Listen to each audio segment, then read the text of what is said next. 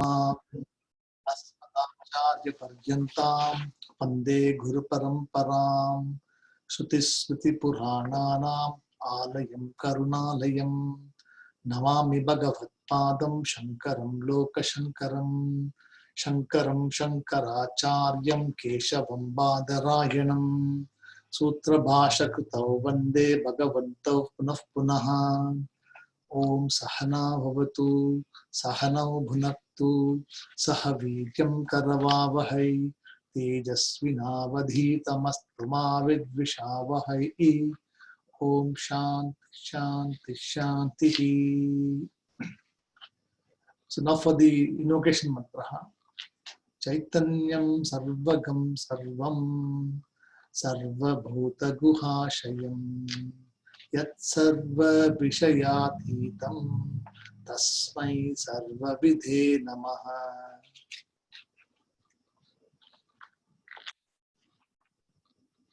So we started looking into chapter 3. It's called the Ishvara Atma Prakaranam, or the Aikyam between the Ishvara and the Atma.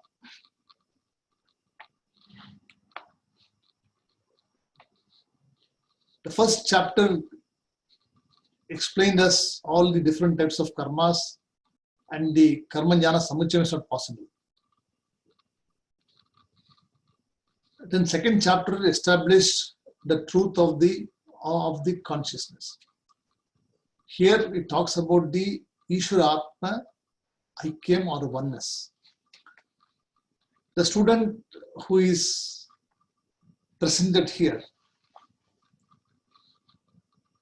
is a person who has been listening to all the lectures, and just like everybody else, in the beginning of, when you start learning in the beginning, you always have a formative stage.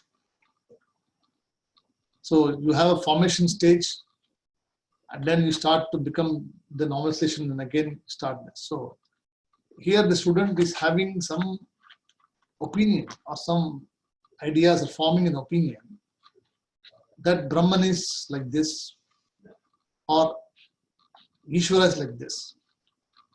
And with this opinion, he is continuing to attend the classes, attend the lectures, and then his opinion is getting stronger and stronger.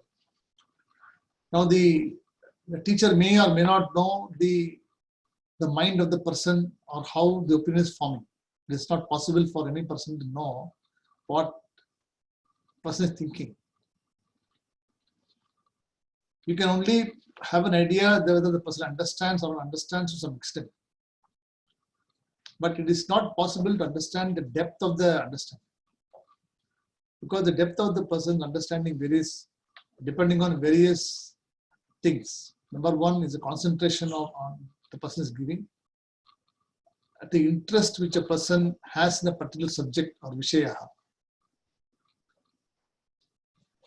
Also, every person comes with some previous background, something which a person likes or such a person wants to know about that particular thing.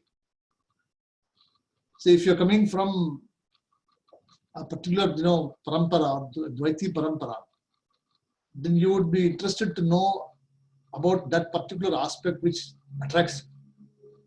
So all your thinking or your analysis will be done from that perspective. So that becomes the primary objective from which everything else is derived. Right?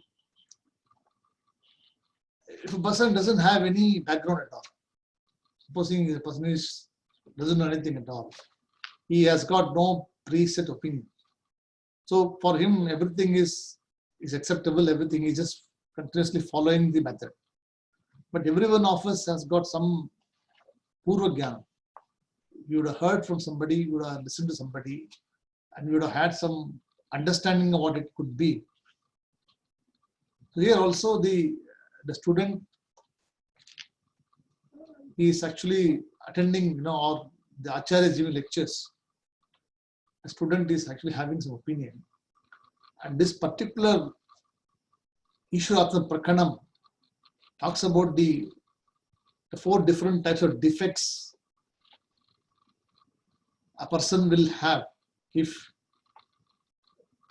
the student or the person has got an opinion about what Brahman is. So the first one we saw was the Shruti Virodha Doshaha. That means if Ishvaraha is Anatma, right? So the first sloka says Ishvaraha ched Anatma syat va asti iti dharayet. Then if the student thinks that Ishvara is Anatma, that is, it's not the truth. And dharayet means if he has an opinion or he has summed up or meditates upon this philosophy, then it brings up several doshas. So the first one he brings about is the Shruti Virodha Doshaha. Shruti never says, or Shruti never advises that Ishvara is Anatma. Shruti always says that Ishvara is the Atma. Ishvara is the Bhagavan. Manifest and unmanifest forms are nothing but Ishvara. Even the Maya also is Ishvara. Because Maya doesn't have existence outside of Brahman at all. Maya cannot operate without the conscious principle at all. At the same time, consciousness also needs the power of Maya for it to manifest. So, consciousness, when it uses the power of Maya to manifest, becomes Ishvara. So, Ishvaraha with Upadhi is Upadhi. Consciousness with Upadhi is Ishvaraha. So, this is what is being considered. So, this person always thinks that this Ishvaraha is Brahman with the Upadhis. Thereby, he thinks it as Anatma, because Shruti says what? All the objects in this world are Anatma. And Ishvara is present as the manifested universe. So the manifested universe is actually all Anatma. Thereby, Ishvara also is Anatma. So, Ishvaraha ched Anatma syat. So if you look at the first verse, Ishvara ched Anatma syat nasa vasmiti dharaye atma ched Ishvaro asmiti vidya sa anya nivartika. So the first line is what the student is thinking, or the student has come to some conclusion.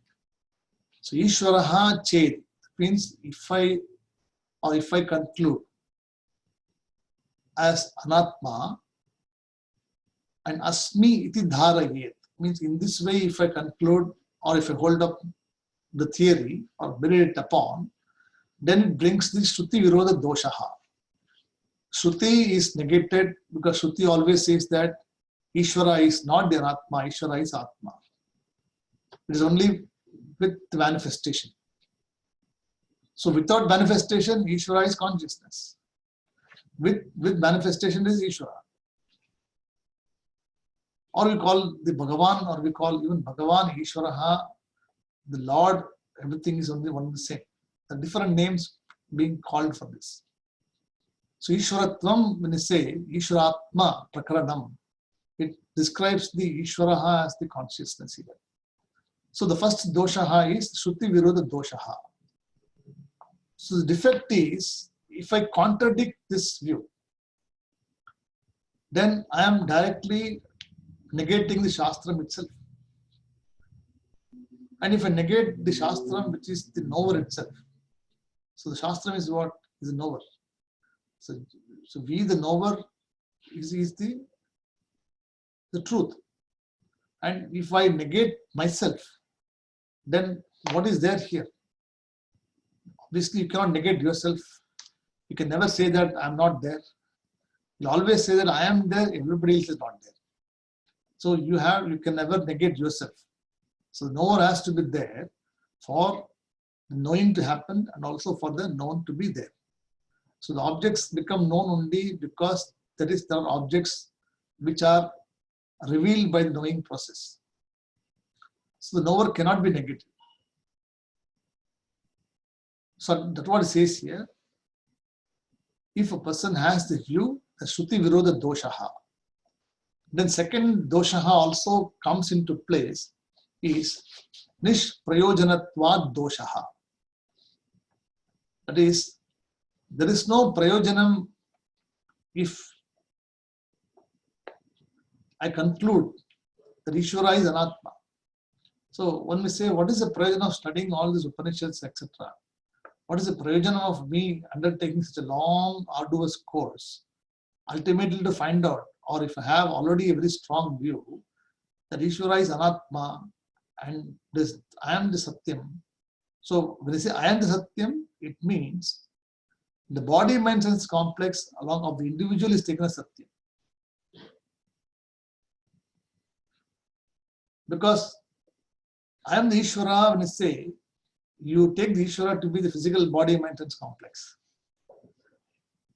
So when you take this view, and when I say, you mean this person, the student is there, if he is taking this view, then for him it becomes aprayojana.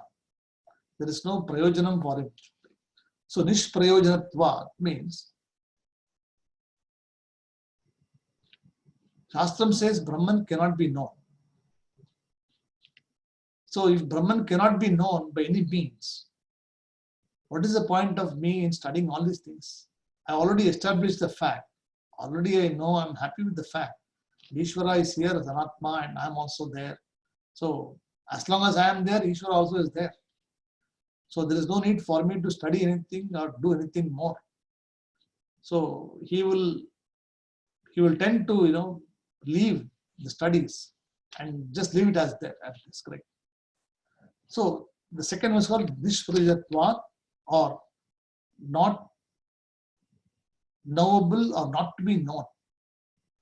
Not knowable, not known, and not to be knowable. So this is the meaning of the word Nishprayojanatvat.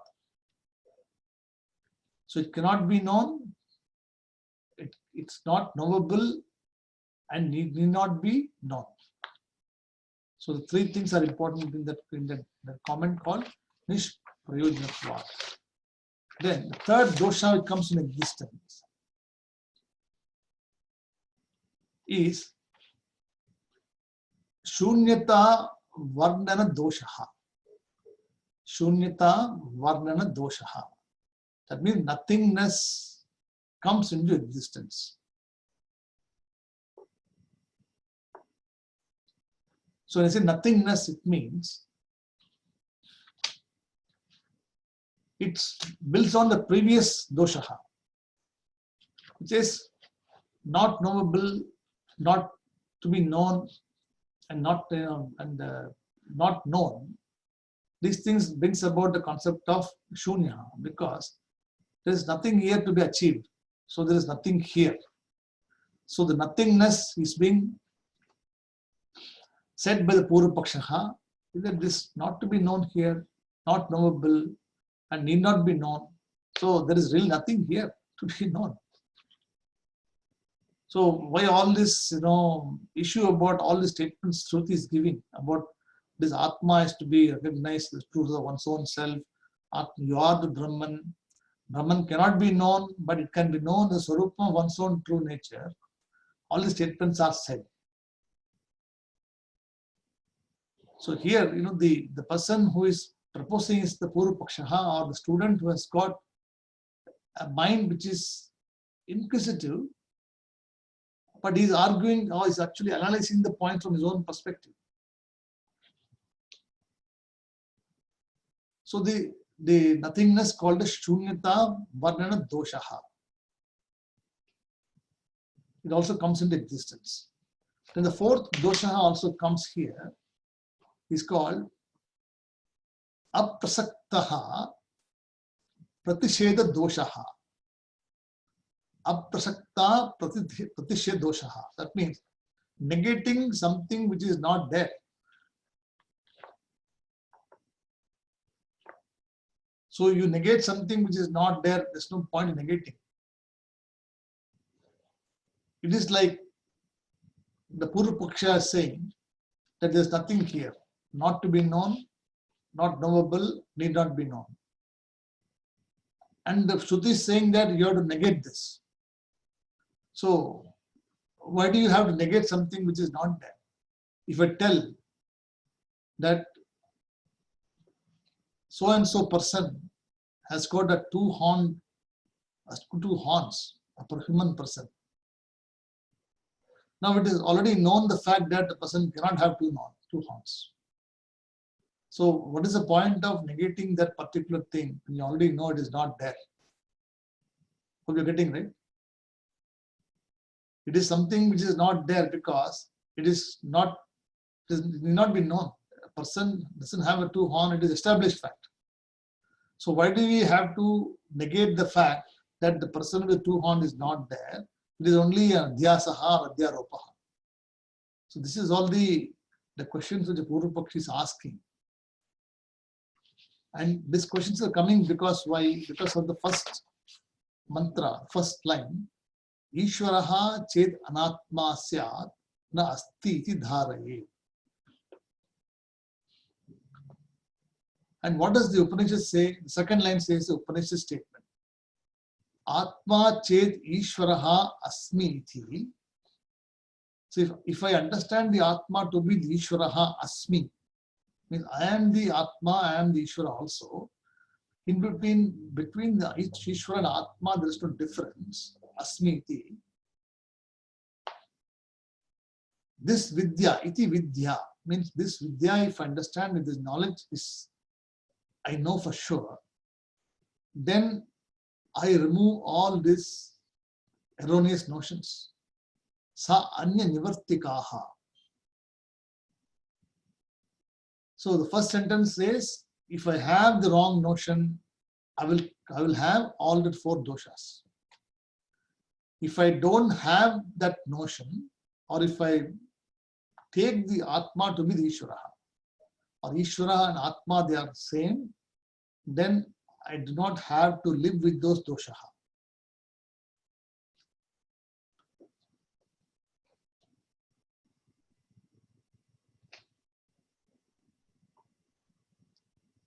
Is it clear? The first one, first mantra? Yes. Sometimes Adi Shankara actually works like he thinks like a person. Like we all have these doubts. See, when I was studying also, see, this is everything is very clear. How it is possible that I negate this? How can I negate this? Everything is working like this. So when you come to the class, you are able to understand, everything is negatable, everything Atma, Brahman. But when you go back to the reality, again you have the same issues. So this person also is undergoing studies, but the assimilation of knowledge has not taken place fully. So he's in between a process where there is something has gone inside, and some other Upanishad says something else. So mind you, this person is actually not a ordinary person. He has studied Upanishad, he has been studying for many years. And this confusion is coming because sometimes a particular mantra is quoted in the Upanishad in a particular context. See, even Bhagavad Gita also, the body is taken as the Atma. In some chapters, it says the body is the Atma. But that is only for the context of that specific study which is being discussed. But if we generalize to say, oh, the Bhagavad Gita says the body is the Atma, then body is Anatma, thereby Atma is also Anatma. I can come to the conclusion, right? Because Gita is saying like this. So this is how the person is going back and forth among Upanishads. You will see in next 2-3 mantras how he quotes this. Then the second mantra talks about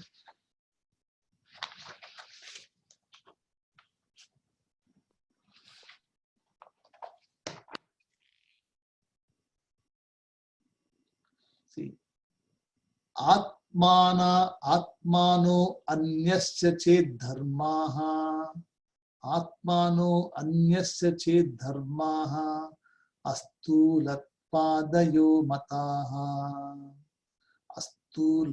अस्तूलत्वादयो मताः अज्ञेयत् देवस्य किं तैः अज्ञेयत् देस्य किं तैः स्यात् मद्देह्यान्यदीह्नुति. So here also the second mantra relates to second dosha. Second dosha, what does it say here? The second dosha says nishprayojanatvam, correct? The value. So you say that Brahma is Anatma. This is because that is the assumption so far is getting, correct? So the Brahman cannot be known, thereby according to us it is not required to be known. So Brahman has no features. See, Atmanaha Anyasya Ched Dharmaha Astulaha Tat Vadayo Mataha. First one. Right.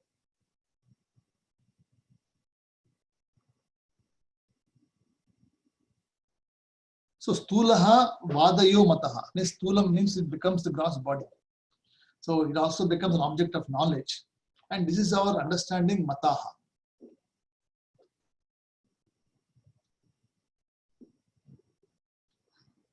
Then,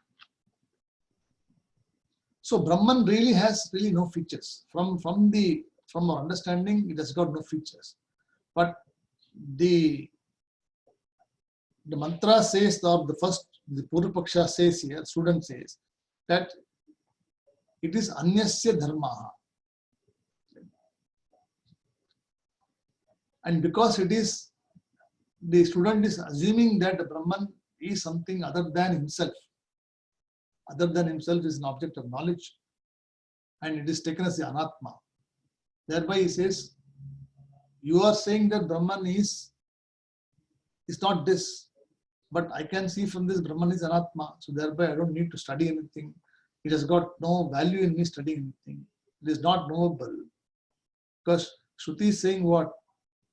Agnyayatvam tasya kim taihi syat matve tva anya di Shrutihi. Means it's only the intellect one can arrive at it. Only the deepest of the intellect is possible to arrive at it. And Brahman is known or to be resolved in the Dihi of the intellect of the person, which is something I cannot see. I cannot comprehend this particular thing because he has to experience that particular Brahman. So for him, Brahman is an object of knowledge. It has to be experienced, it has to be enjoyed, it has to be quantified, it has to be qualified. Because it is not possible, Shastram says it is not possible to be quantified, not to be qualified, cannot be known. Therefore, I view as is not required. So Shruti is saying second sentence. The first sentence always, the Purvapaksha is having the view. So second dosha also is covered in this. Nishprayojatva. There is no prayojanam in studying all these things when already established the fact.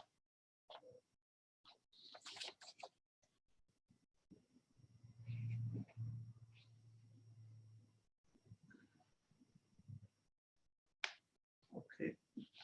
The third one.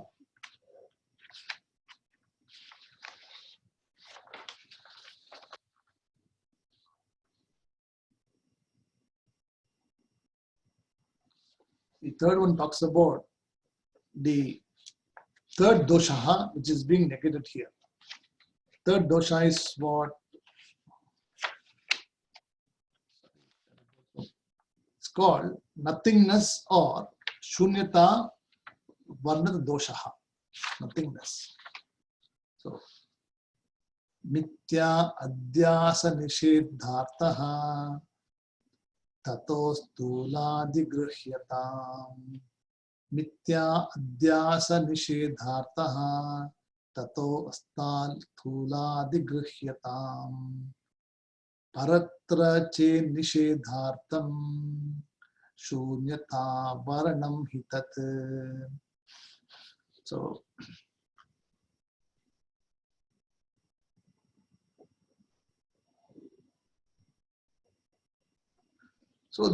this one, the shunyata doshaha, varan doshaha, also is coming from the previous mantra, where if you already arrived at the truth, or if you already arrived saying Brahman is Anatma, you say Shruti negates Sthulatvam, Gunatvam,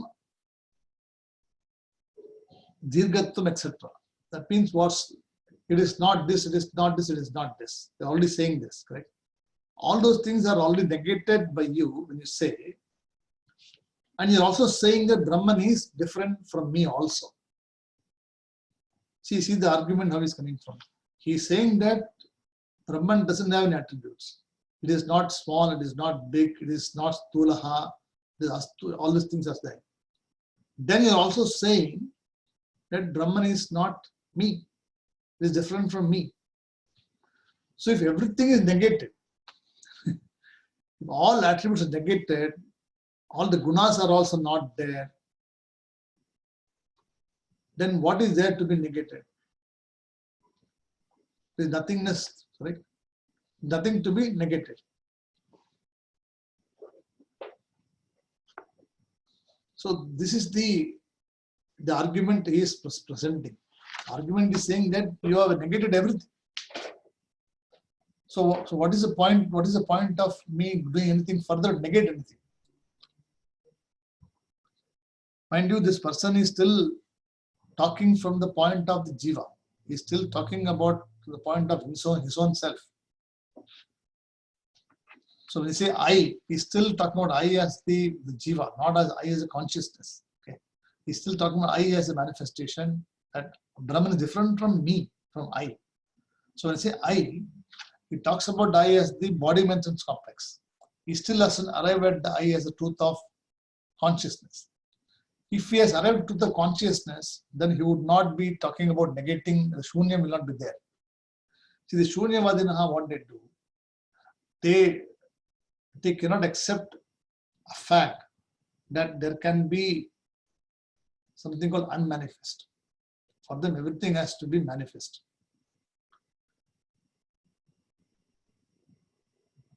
Like, when you say the mantra Om, right? So every Om starts with the Akaraha, which is the waking state.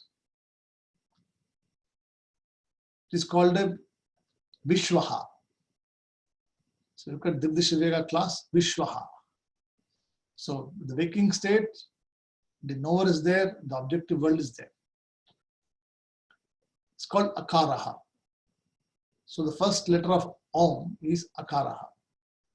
Then from the waking state you go into Ukaraha, or the dream state, where you become from Vishwaha to Tejasaha. So the same person who was called Vishwaha, or the universe, or the knower of the universe, becomes a dream world. He's operating a dream world. It's called Tejasaha.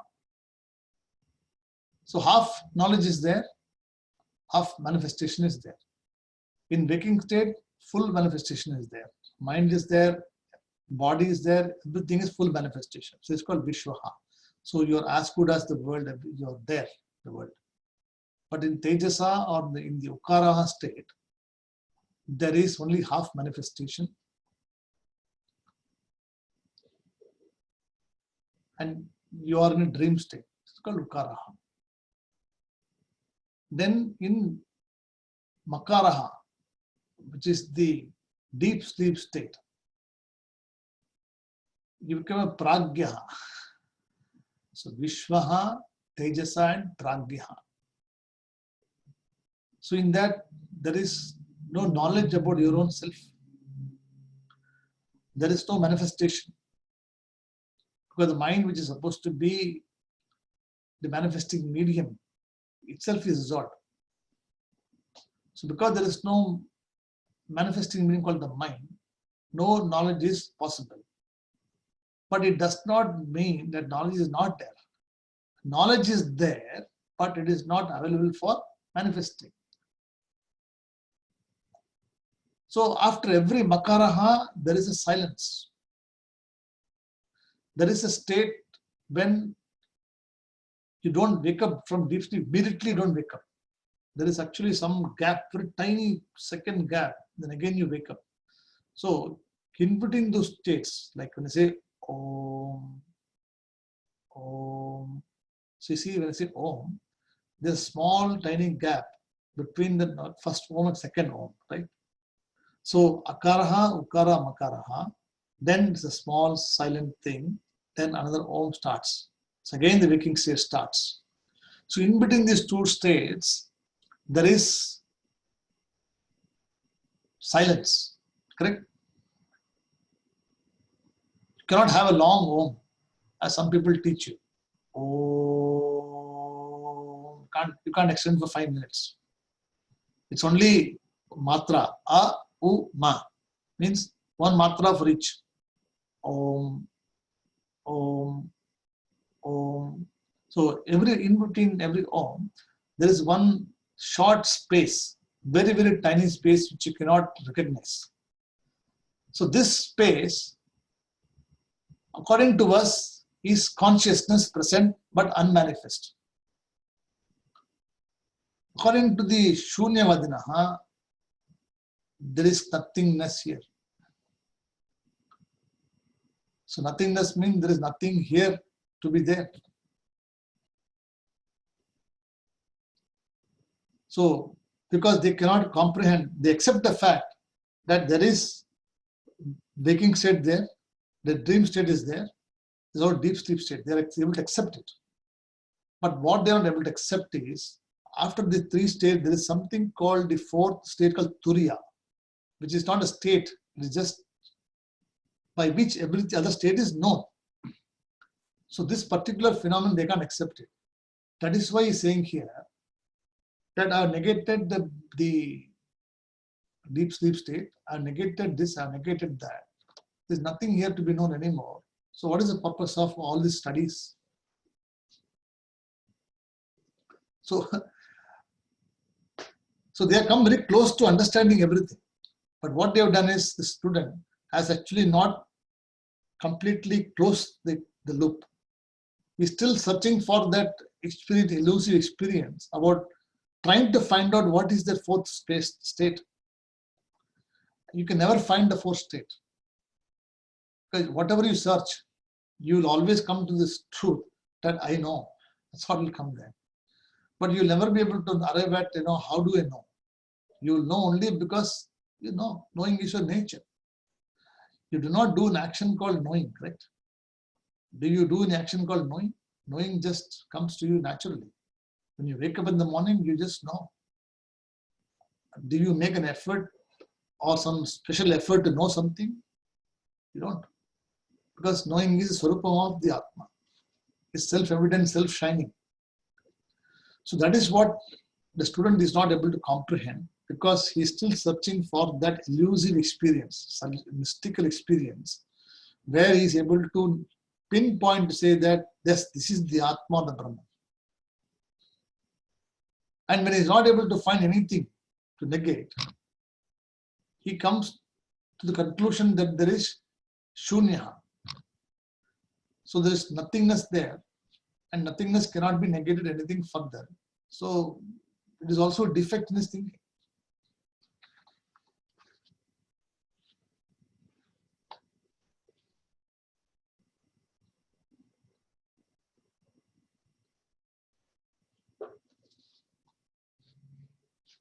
Okay, that's the one there. So the Purva Pakshihi, so according to the Purva Pakshi,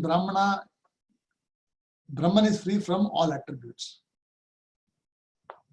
If it is free from all attributes, then no Pramanam also can objectify it. See, Pramanam also can objectify it, therefore no need for Pramanam. Get what I'm saying?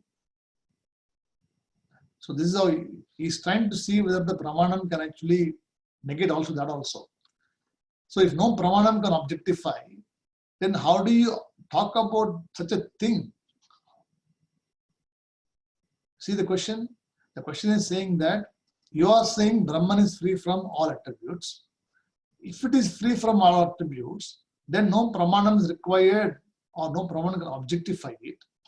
If Pramanam or any Shastram cannot objectify it, then why do you talk about such a Shastra? Intelligent question, right? See, for a person who is just studied something in routine, if you go and tell a person, I am Atma Brahma, I am the self. He says, no, you are not the self. Just example. How you are not the self?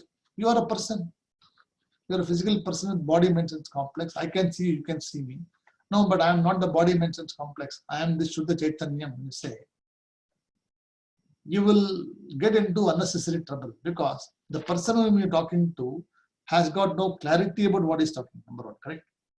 He is talking from perspective of him being the body, mind, sense complex. He is talking from the perspective of him being a jiva individual with all this, erroneous perception. You are a person who is talking from a different perspective. So when you talk from the point of the Atma being the consciousness and the mind, the body, mind being manifesting medium for the consciousness to manifest. Correct? Now the manifesting medium is what is being referred to by the other person. So now you conclude saying, okay, I take it that your body is also not there. Opposing. So, but your Shruti says that Brahman is free from this, is free from this attribute, it is like this, it is like this. Then Shastram also cannot objectify it. Shastram also cannot identify Brahman. It is beyond Shastram also. The Shastram is the Pramanam by which it is known. Okay. But what we say, ultimately Pramanam also should not be there. See, Pramanam also is Shastram also is a vehicle, correct? You cannot hold on to the Shastram for that. It's only a mirror by which it is known. So the mirror also is taken away, then reflection is gone, but the original face still remains. So this is not, they are not able to comprehend. So he says, if your Shruti talks about it, it is without any attribute. Then we don't have any problem. But your Shruti talks about it.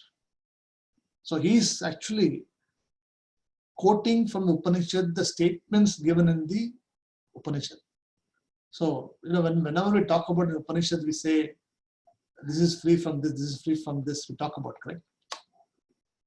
It is taken literally as the meaning of that statement. You know what I'm saying? So, we are able to follow?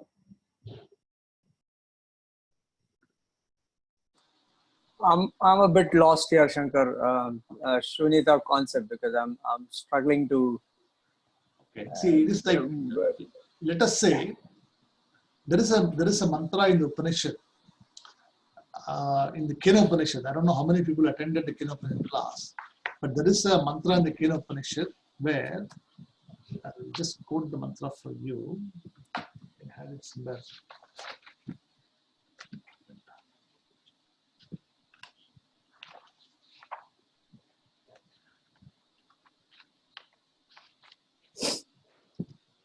It is mantra number 2.1.2 in the Kena Upanishad. If some of you attended my class before, so you may have some notes. But if you look at 2.1.2,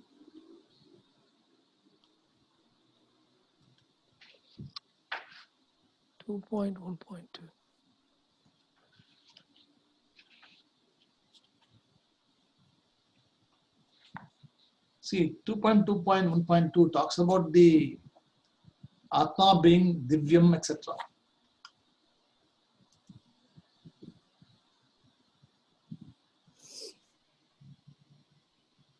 Which page number? This is Mundaka Upanishad, not Oh, Kena Mundaka. Upanishad. Not Kena Upanishad. No, this is Mundaka Upanishad. I'll go across to various things. So he's quoting from the Mundaka Upanishad. This person is not saying he's quoting from that, but the Bhashyam, from where I can see, he's referring to this Upanishad called Mundaka Upanishad. He's referring to version number 2.1, where it talks about the Atma being like this. So sometimes, when we have the Upanishad's teachings, we have to quote some words that Atma is Ajaha, Atma is Amaraha, Atma is Apranaha, Amanaha, etc. We do that. It is given to understand what is not. So one has to take that statement and then use the statement to validate what everything else is not. But if you take that statement as the truth, without negating everything else, then you will also end up with taking that statement to be an object of knowledge. Correct? Hope you're getting. See, if I say apranaha, let us say, Atma is apranaha. That means what? It is free from. That is the mantra. Correct. So, Divyaha Amurtihi Purushaha Sabahya Antaraha Ajaha Apranaha Amanaha Shubbraha Hi Akshara Parataf Paraha. Okay, so anyway, that mantra comes later on also, but I'm just giving example. If the Upanishad says it is apranaha, that means what? Atma does not have any pranaha, it is free from prana. So the student is saying that it is free from prana, this is what your Upanishad statement states. So you don't use the statement to understand any other object has got prana or not. So when you arrive at the truth of that object having prana, then you say it is not this. So the student has done that aspect. Now he is stuck with this statement. But you are saying apranaha, so how do I negate this statement? When you already negated those things, you do not need to negate this further. You arrived at truth already. You already arrived at truth, Atma is apranaha. Right? Yeah. Now, do you need to negate further than that? You do not need to. So if you negate this further, you cannot go beyond this. Atma is apranaha, you already know about it. But I want to negate this statement also. So if you negate the statement, it becomes Shruti Viruddhaha, it becomes Shunyatva. So the Shunyam comes into existence. Because you cannot go beyond this. What is the point of going beyond this? Because the particular student is actually holding on to the words now and he's trying to look for a definition called apranaha. He's trying to look for something called apranaha. He's looking, okay, this object has got apranaha. Maybe some other object has got apranaha. So he's looking around and he's not able to find anything. And then he arrives at this apranaha. He's trying to still negate this. So what Shruti says, that there is no need for you to negate anything further. And if you're negating it, then you'll be invoking the Shunyata doshaha. Means you'll be invoking something like which is not there. When I say you are the Atma, right? If I say this, no, I'm not the Atma, I need to negate the Atma, if you say, then I cannot help you anything further. You know what I'm saying? Because you already arrived at, I am the Atma, when you say, you arrived at truth already. No, I still have to negate this because you are saying I am the Atma, so the saying also is not correct. So I have to negate that also. So he is trying to look for something still to negate, with understanding the meaning of what it is being said. So if you take the word literally, right, as the meaning of the word, then it becomes an object of knowledge for you. But the word has to be interpreted as not an object of knowledge, but to arrive at the truth. Got it now? Yeah. So So the object, when the word is taken literally, and the word is trying to be negated, because the word is not there anyway. You're trying to negate the word again further. By what? There's no other word other than that. So that's what the Shruti says, that if you take that like this, then you'll be invoking the Shunyata Varna Doshaha. So Varnana means what? Description of the word itself, Shunya. You got it now? Yes. So it is like, somebody trying to find, if I tell you that, a human has got two horns, I find somebody there. You already know that there is no two-horn person there.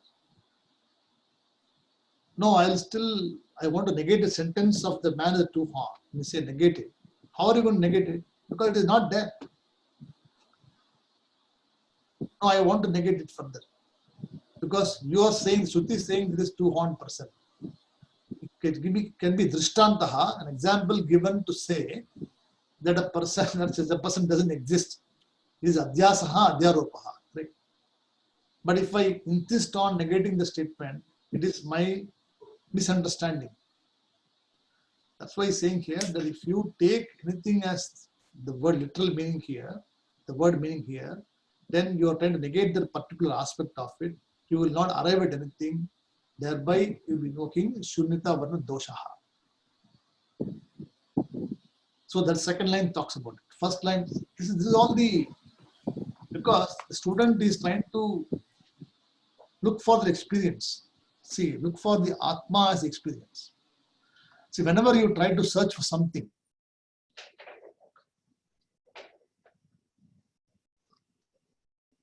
that's why in Dakshinamurti Sutram also we have, Mauna Vakya Prakadita. That means the silence is actually consciousness. When you know the truth, you do not speak anything about that anymore. Because you do not need to say that I am apranaha. Do you have to say that? See, when you know you are the consciousness, conscious does not speak because it doesn't have attributes called speaking. But every speaking is possible only because of consciousness. Consciousness is not speaking, but every speaking is consciousness. Hope you can difference. So when you already arrive at the truth of your own true nature as consciousness, you do not need to look for apranaha again. You do not need to search for the meaningful apranaha and then say is something else there. That is why he says, if you do this, or if you are searching for that meaning, you will be invoking the Shunyata Varna Doshaha. Means it's a defect. Doshaha means a defect in your thinking. What defect it is? It is you are searching for something nothingness. Because the previous statement said was, you are not this, you are not this, you are not this. There's nothing here to know. Then you're staying like this. So what does it mean? It means what you arrive at the truth already. You do not need to search anything beyond the truth. Now I want to search for the truth again. Means again you want to go through the same process. So this is the students, lack of thinking or because lack of clarity. And the next mantra talks about that the student is not an ordinary student. He is something who has already studied some Upanishads here and there. He has gone through some studies. He has got some doubts which has to be clarified. So the fourth mantra,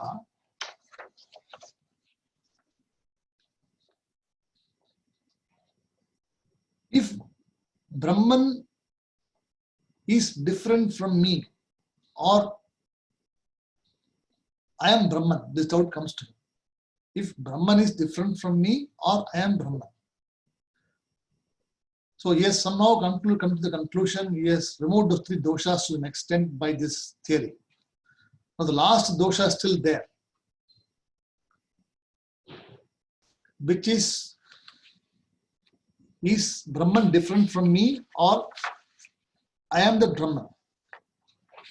So the fourth dosha I told you was the aprasakta pratisheda doshaha. Correct?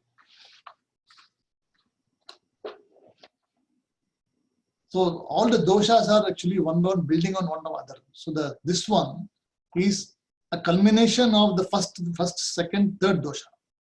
So now he comes to, oh, so is Brahman different from me or I am the Brahman? I still have a doubt about it. So he takes here.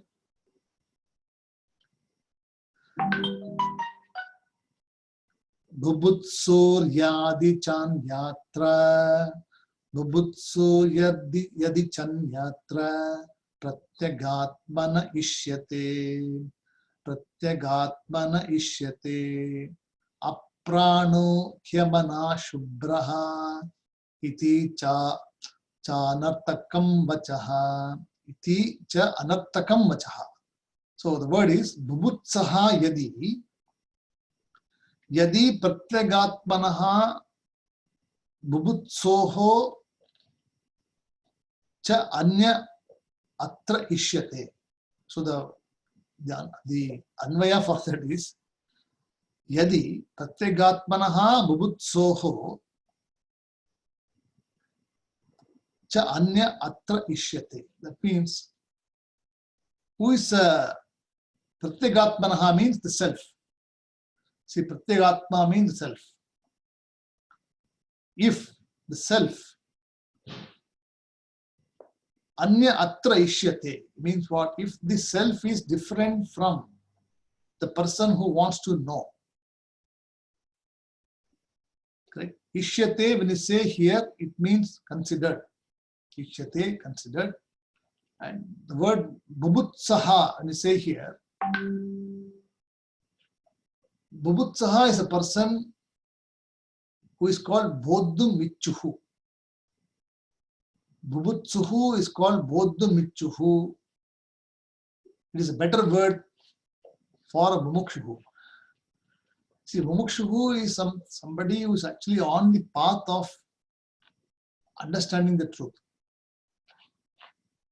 And Bubutsuhu talks about here is got a fairly better idea or more clarity than a Mokshu at the moment. So the word Bubutsuhu means Bodhu Michuhu, or the one who wants to know, or the one who is ready to be taught fully. This is Bodhu Michuhu. It is different from Bubukshuhu, mind you. So don't confuse with Bubukshuhu and Bubutsuhu. Bubukshuhu is what? Bhokta Michami. The one who wants to eat is called, or enjoy is called Bubukshuhu. Mumukshuhu is a person who wants to know. And Bubutsuhu means the person who likes to be taught or who has to be taught Bodhu Michami. So this is a better word than the Mumukshuhu which is mentioned there. So sometimes Adi Shankara uses some words to differentiate the level of understanding of different people. So we have got Mumukshuhu who is desirous of knowing. And then we have Bubutsuhu who wants to know. See, desire is something like, I would like to know if possible, if I can get moksha the janma or not. Okay, this is a Mumukshuhu. I would like to know. But a Bubutsuhu is a person what I want to know. So can you see the difference? The emphasis is there, like I want to know, there's nothing else I want to know. I just want to know this. Whereas a Mumukshu has got other priorities. He may say, I got this commitment. I would like to know if I can get there or not. I will try. So he will make a try. He will keep trying. So the Adi Shankara makes a distinction here between those two people, saying that there are again in the pursuit of knowledge, two different people are there who are in different boats. One is a person who like to know, and another person who want to know. So here he talks about Yadi, this person who want to know or has been studying for some time, understands that Yadi Pratyagatmana Anya Atra Ishyate. So if he takes this Atma to be the non-self, or Anatma, then he is different from Brahman. He becomes different from Brahman, correct? So Anatma becomes, means he's actually not the Atma, he's become Anatma. Then the second sentence talks about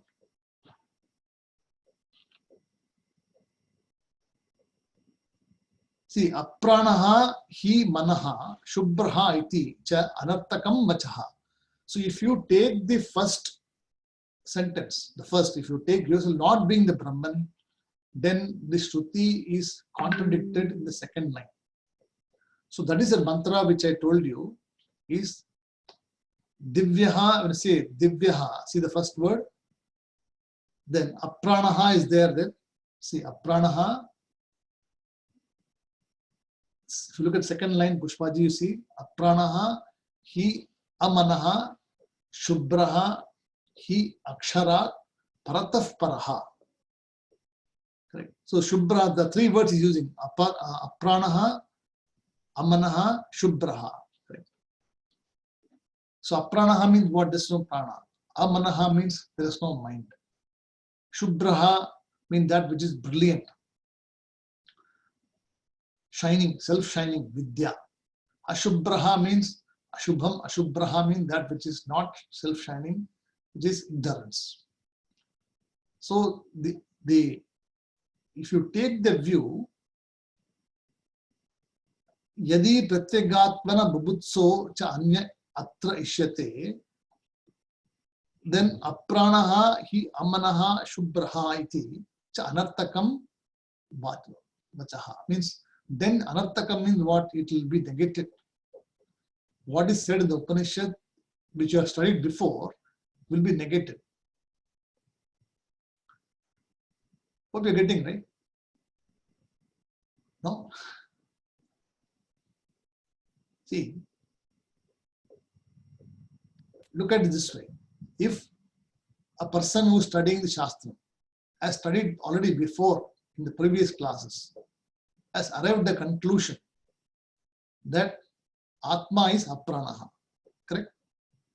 Atma is amanaha. Atma is shubbraha. So it is understood by the person in the class, he has understood this at that time. Later on, due to some other, pratibandha is there, he is now thinking that, oh, if Atma is apranaha, means Atma is something called apranaha. So apranaha is being taken as an object of knowledge. See, as I told you in the beginning of the class, the student is actually trying to form an opinion about what Brahman is. So when you form an opinion in the class, or when you understand, oh, Atma is apranaha, means it is an aprana also is a feature of Brahman. So aprana becomes an attribute of Brahman. Is it correct? Then amanaha also becomes an attribute of Brahman. So he is taking the literal meaning of the word apranaha as Brahman. To be Brahman has to be known as apranaha. Brahman has to be known as amanaha, as shubbraha. So with this concept, the person has actually understood what Brahman is. Whereas what the Acharya told before, that it is not the meaning of that.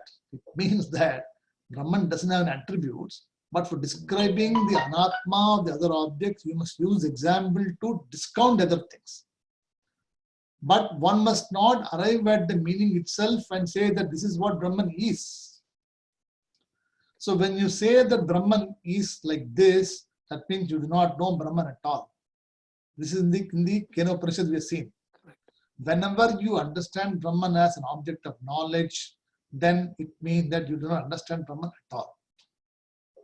So this is also said in the Upanishad. As I told you, the Upanishad is not a Prakarana Grantha. It is Upanishad teaching. It is called an Upanishad by itself, because here is quoting from all the other Upanishad. So a person, should have studied Upanishad to some extent to understand the depth of it. Otherwise, you will come with the conclusion that this is what it is, and you will go with the impression this is what it is. The student, as I told you, has been continuously studying Upanishad, and he has been told Amanaha, Ajaha, Amaraha, Apranaha, Agrahyam, Agotram, Apanipadam, all these things we said.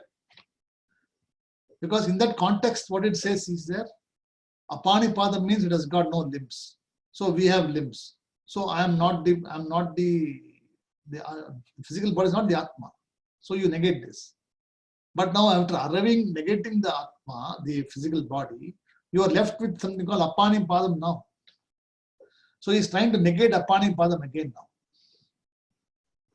So he says there's no need for you to do this anymore because you are trying to take the literal meaning of the word Apanipadam, Agrahyam, Agotram to find out what Agotram is.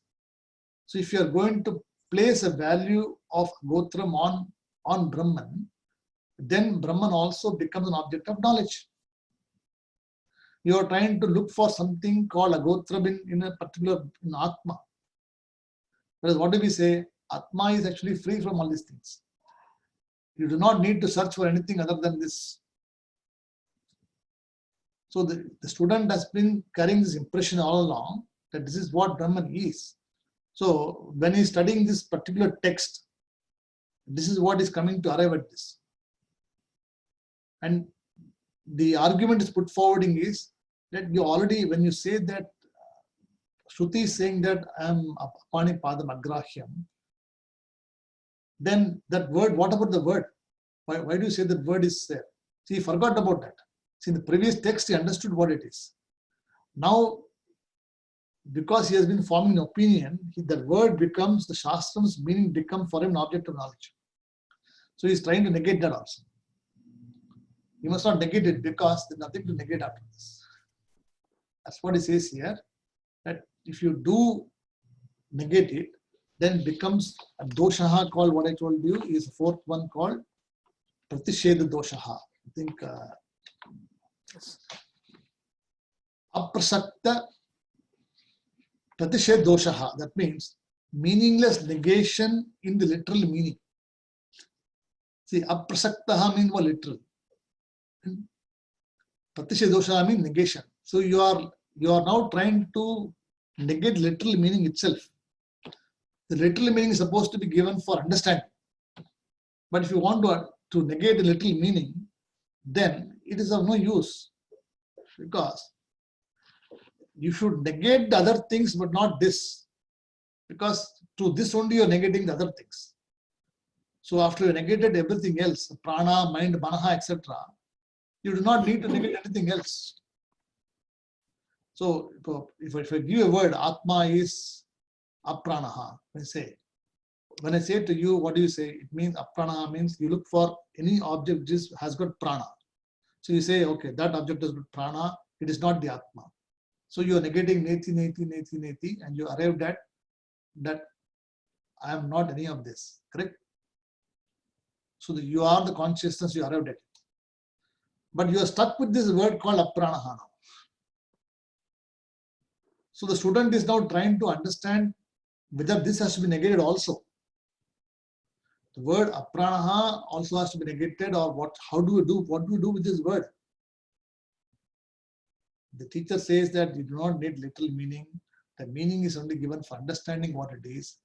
In reality, Brahman cannot also be a word, because word also is an expression of thought.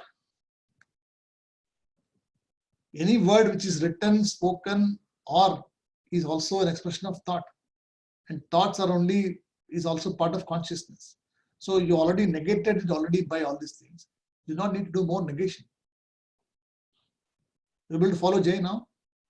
Yes. Okay. See, it is somebody, if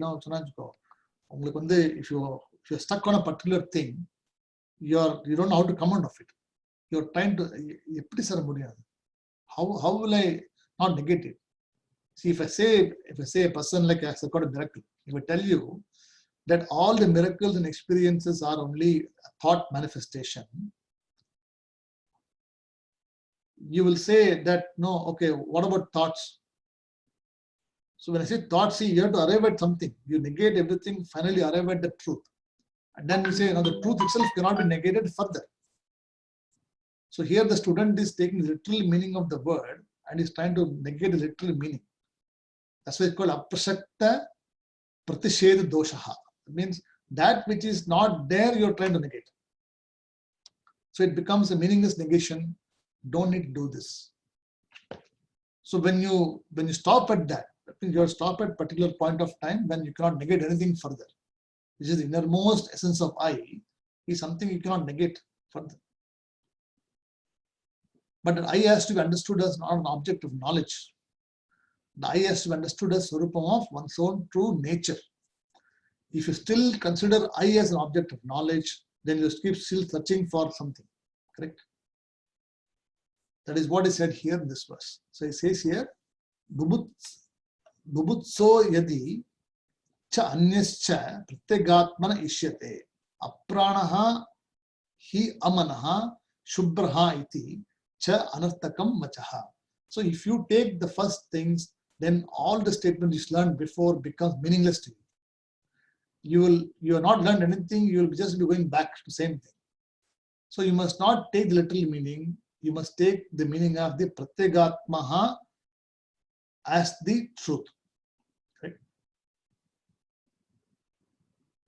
So what is trying to arrive is all the defects in the thinking is being removed. So you do not need to have all the defects. You are the consciousness. It means that no need to explain anything more than what consciousness is. Do not look for the meaning of consciousness. See, if I tell you your consciousness, right? You'll go to dictionary and search for consciousness, or you look for another book and try to consciousness. You already arrived at consciousness.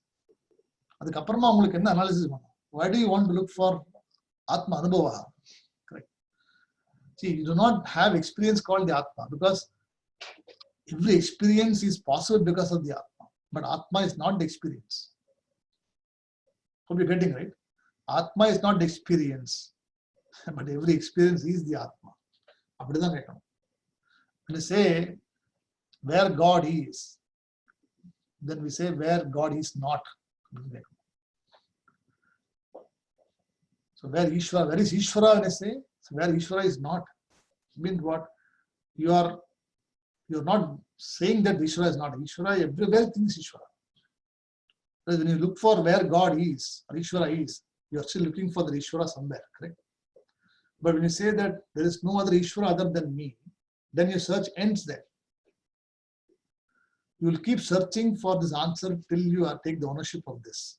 So that is what he's trying to say here, that once you arrive at the truth of that, you do not need to negate anything more than this. So Ishvara Atma Prakaranam, when you say here, Ishvara and Atma becomes one, the entire objective world becomes one into you. There's no other thing other than you.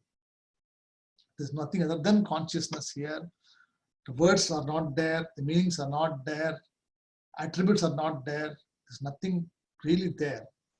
Because all those things are only consciousness. So that is what he said here. So see, it may be simple. Say I don't have like this.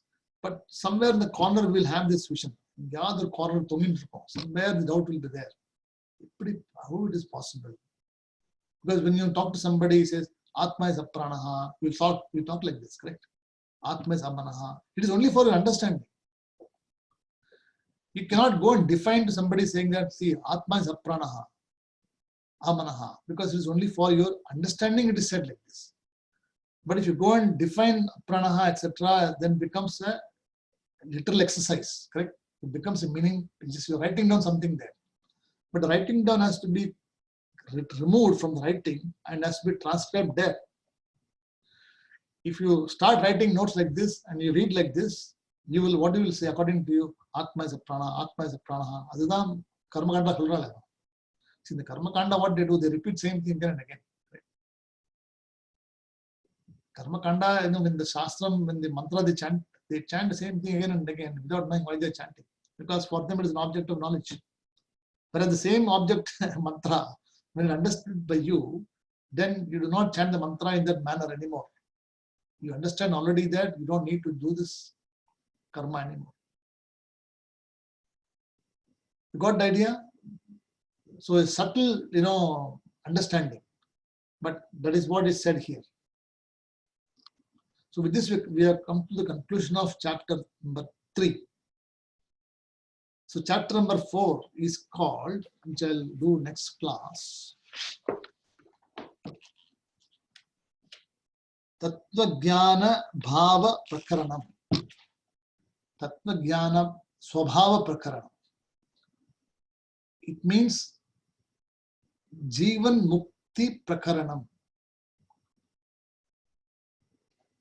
Srikanji, potential energy. See, potential energy is also known.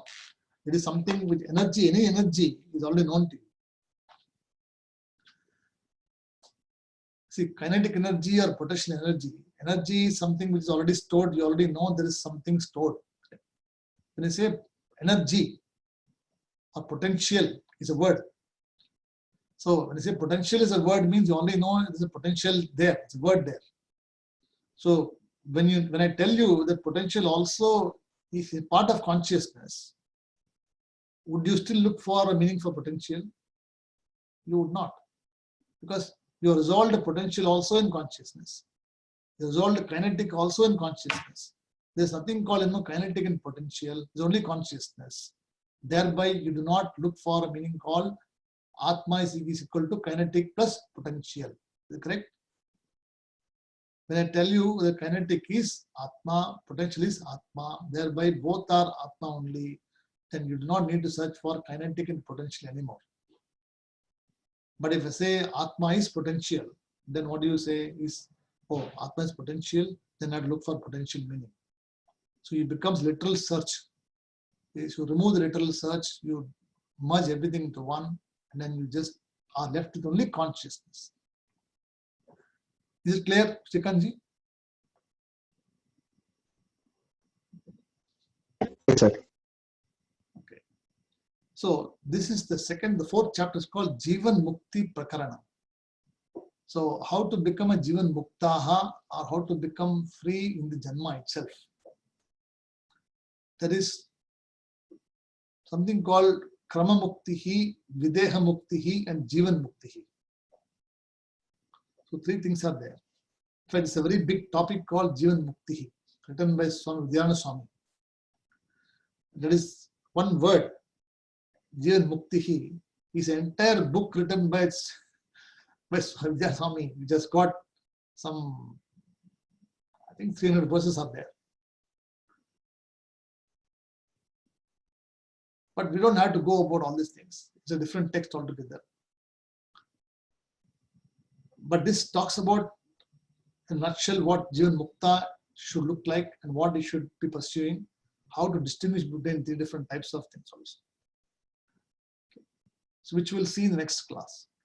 So chapter number 3 is clear to you so far, everything. There was some doubt about all these things, apranaha, manaha, etc., how to search. So you leave this, because the literal meaning should not be used. Once you arrive at the truth, you check it out. Just like, when you have the sugar cane, right? So the sugar cane, when you have it, it has got sugar cane, then it has got when you push it through that, it has got all this, the remains just coming there. Right? So once you arrive at the juice, when you have finished it, there's no more sugar cane, there's no more, nothing remains, right? There's already merged, sugar cane is already gone, the remains also gone, everything gone inside you.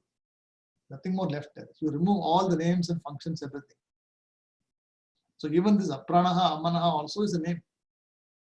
It is a function. It is an attribute for the Brahman. So you do not need to be dwelling on it too much. You arrive at it, you remove the word, you drop the word. There's nothing. You don't need to do anything more than that.